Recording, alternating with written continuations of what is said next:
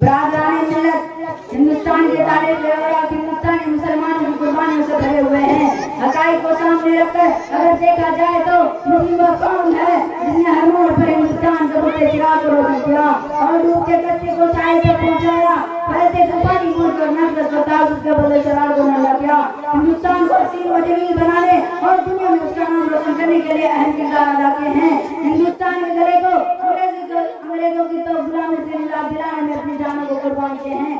آزادی کے بعد ہندوستان کا بٹوارا ہوا، ایک ہی خاندان ہندوستان و پاکستان دو حصوں میں تقسیم ہو گیا اور ایک مدت تک ساتھ رہنے والے دو بھائی ایک دوسرے سے جدا ہو گئے۔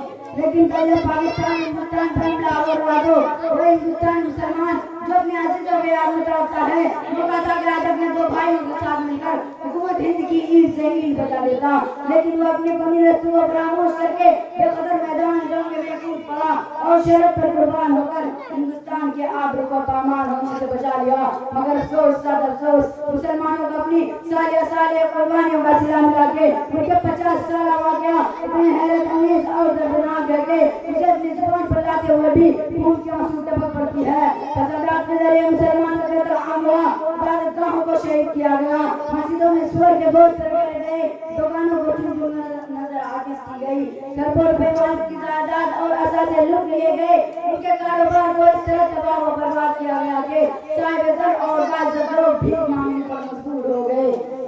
بچے کچے مسلمان جب سڑکوں میں نکل آئے تو انہیں پولیس کی بربریت کا شکار ہونا پڑا۔ بچوں جوان اور بوڑھوں کو بوریوں میں بند کر کے تیل چھڑک کر آگ لگا دیا گیا۔ عبث و بے قصد مسلمانوں کو گولیوں کا نشانہ بنا کر ان کے سینوں کو چھلنی کر دیا گیا۔ کافر محمد کے لہو سے خون کی ندیاں بہا دی گئی، بستیوں کی بستیاں قبروں اور ویرانوں میں تبدیل ہو گئی، پیارے بھائی اور بہنوں کے لاشوں پر گولی اور گولی کی کیسی کر دی گئی، چھوٹے چھوٹے ننھوں اور معصوم بچوں کو زندہ آگ کے انگار میں جھونک دیا گیا۔ معصوم پلکتے ہوئے بچوں دعا ہیں، معصوم یوگ کی جلوس کراہیں، رہ رہ کے پلک کی طرح اٹھتی تھی نگاہیں، اور اہل ڈھونڈتا پھرتا جا پڑا ہے۔ یہ سب سے بڑا حکمرانوں کی قیادت میں ہوا، سپریم کورٹ اور ہائی کورٹ کے آنکھوں کے سامنے ہوا، ان میں پولیس سیکورٹی فورس کے جوان بھی پائے گئے۔ آزاد قوموں کی اپنے وطن میں عزت ہوتی ہے، کیا مسلمانوں کی بھی کوئی عزت ہے؟ غدار وطن فروغ دہشت گرد بنیاد پرست فرقہ پرست رزق کے ذلت و حقارت ثابت کرنے والا وہ کون سا مذہب ہے جس سے مسلمانوں کا نماز نہ گیا ہو؟ ہندوستانی مسلمانوں کے ساتھ ویسا کچھ ہوا جو نہیں ہونا چاہیے تھا، لیکن مسلمان اپنے ملک کی سالمیت کی خاطر ہر ایک ظلم و دریادتی کو برداشت کرتا رہا ہے، مگر اپنے کردار ہونے سے ہندوستان کے دامن کو داغدار ہونے نہیں دیا۔ آزاد ہندوستان کی 50 سالہ تاریخ مسلمان ہند کی بے بسی اور قومی بے وقاری سیاسی بے وزنی کی دلیل ہے۔ سیکولرزم کا سب سے زیادہ بوجھ ہندوستانی مسلمانوں نے اپنے کندھے پر ڈھویا ہے، لیکن پھر بھی ہر جگہ نہیں اٹھا گیا۔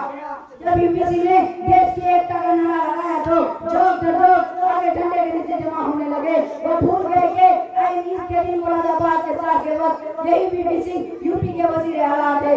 لال کرشن اڈوانی کی رتھ یاترا جس نے پورے ہندوستان میں خوف و لہر کی آگ لگا دی تھی، اس رتھ یاترا کو سومناتھ مندر کے دروازے پر ہری جھنڈی دکھانے والا اور کوئی نہیں، یہی PPC تھے۔ دامن پہ کہیں چھینٹنا خنجر پہ کہیں داغ، دامن پہ کہیں چھینٹنا خنجر پہ کہیں داغ، تم قتل کرو ہو کہ غلامات کرو ہو۔ جس شخص نے ہندوستانی آئین کی دھجیاں اڑائی، آج وہ شخص ہندوستان کے امن و امان کا محافظ بنا بیٹھا ہے۔ شیشے کی عدالت ہے پتھر کی گواہی، شیشے کی عدالت ہے پتھر کی گواہی، قاتل ہے محافظ ہے قاتل ہے سپاہی۔ اسی چند باتوں میں اپنا تقریر ختم کرتا ہوں۔ وما علینا الا البلاغ۔